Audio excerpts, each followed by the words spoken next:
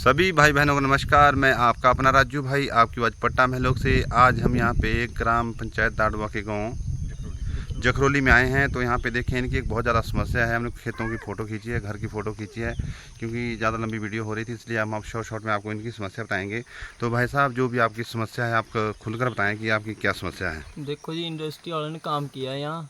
अब इन्होंने पहले हमारे को बोला कि हम डंगे लगाएंगे, और अब इन्होंने डंगे डुंगे कुछ नहीं लगाए। बारिश की वजह से इनका सारा मिट्टी हमारे खेतों में चल गई है। अब थोड़ी थोड़ी ज़मीन है हमारे पास, और जो भी हमारी फसल है वो नष्ट हो गई है। तो सर, जो यहाँ पे जैसे काम चला, तो क्या जब पहले पत्थर वगैरह आते जैसे आप बता रहे थे नीचे खेतों में, तो क्या उसके पहले पत्थर आते थे ऊपर। तो हम बोलते थे इनको कि पत्थर नहीं फेंकने, तो हमारे को भी बोलते थे कि अभी रुक जाओ, हमारे को करने दो बोलो काम, अपना ध्यान खुद रखो बोलो, खुद चौकस रहो बोलो आप, और बाद में हम लगा देंगे डंगे। हाँ जी, बाद में हम डंगे आप लगा बोलो, देंगे। आप क्या बोलते हैं। हाँ हाँ, देखो जी, इन्होंने जो है जब से काम शुरू किया तो यहाँ पे तब से ही प्रॉब्लम रही, क्यों ऊपर से पत्थर आते थे। इन्होंने एक सड़क बनाई, नई सड़क बनाई परे, और सड़क में भी जो है उस सड़क से सारा पानी जो है अब नीचे हमारे घरों के ऊपर आ रहा है, और इससे बहुत नुकसान हो गया। अभी एक ही बारिश हुई है, एक ही बारिश में जो है सारे खेत इनके वो भी बह गए, और उसमें सारी जो फसल थी वो सारी ख़राब हो गई। हमने जो है प्रधान जी से भी रिक्वेस्ट की थी, भी वो भी आए, वो भी मौके पे देख गए, और उन्होंने भी आश्वासन दिया भी चलो हम कुछ ये करेंगे, पर अभी तक और कोई हमारी कोई सहायता नहीं की गई। यहाँ पे जो है और बहुत ख़तरा है, घरों के लिए बहुत ख़तरा है बरसात में। हम तो सरकार से अनुरोध करते हैं कि इसका कुछ ना कुछ जो है उपाय किया जाए, ताकि हमारे घर जान माल जो है बच सके। देखिए सर, जो ये स्लाइडिंग आया है मेरे ख्याल से हमने पहले भी जो है अपने एमएलए साहब को जो है चौधरी साहब को भी हमने रिक्वेस्ट की थी उस टाइम। उन्होंने कहा भी चलो उचित कार्रवाई की। डीसी साहब को हमने लेटर लिखा, तो उसमें भी जो है इन्होंने उस टाइम, बल्कि वो डीसी साहब से एक लेटर भी आया हमें वापस भी इसमें उन्होंने एसडीएम को लिखा था कि उचित वहाँ पे उचित कार्रवाई की जाए, पर अभी तक कोई कार्रवाई नहीं हुई है। और वैसे ही जो है वो पेड़ जो है मैक्सिमम पेड़ गिर गए ऊपर। यहाँ हज़ारों पेड़ काटे गए, यहाँ से जो है हज़ारों पेड़ काट के जो है अब ये स्थिति हो गई कि ये सारे जो है यहाँ पे जो है वो ये जो पहाड़ है सारे ऊपर से खिसक रहे हैं। अब हमारे गांव वालों को बहुत खतरा है इससे, तो इसके बारे में सरकार कुछ जल्दी कोई ना कोई जो है इसका उपाय करे, समाधान निकाले।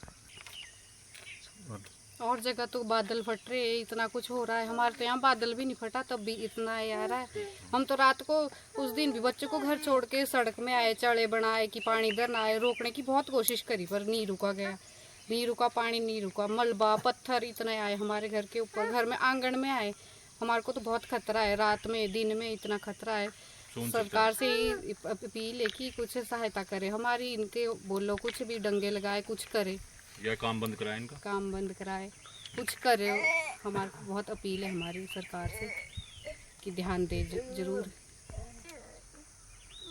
ये देखिए ऊपर बहुत बुरा हाल है, इस वजह से हमारे खेत भी सारे बह गए, और हमारे को जाना भी मुश्किल हो गया है। खेतों में जो हमने फसलें भी लगाई थी उनका भी बहुत बुरा हाल हो गया है, और जहाँ पे भी मतलब हमारी जितनी भी सड़कें थी, बच्चों का आना जाना भी बहुत मुश्किल हो गया है। और सरकार से अनुरोध है कि वो हमारी सहायता करे, कि हमारे खेतों को भी बनवा के दे उनको भी, और हमारे जो भी जितनी भी नुकसान हुआ है उनकी भरपाई करे।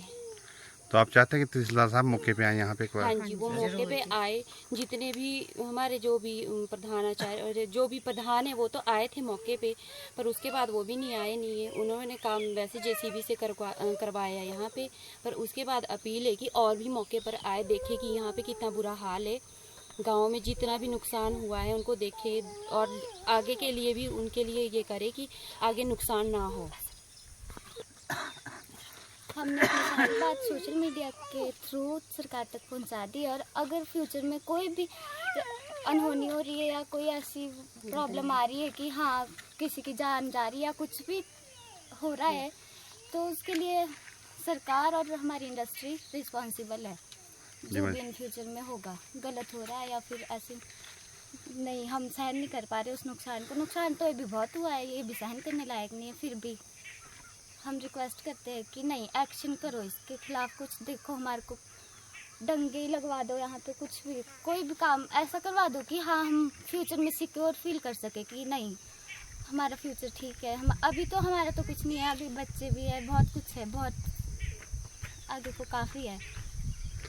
तो देखिए, जनता की एक ही मांग है कि जो यहाँ पे नुकसान हुआ इसकी भरपाई या तो इंडस्ट्री करे या सरकार करे, बाकी यहाँ पे सुरक्षा दीवार लगाकर इन लोगों को सुरक्षित करे ताकि दिन रात ये लोग अपने घर परिवार में सुरक्षित रहे।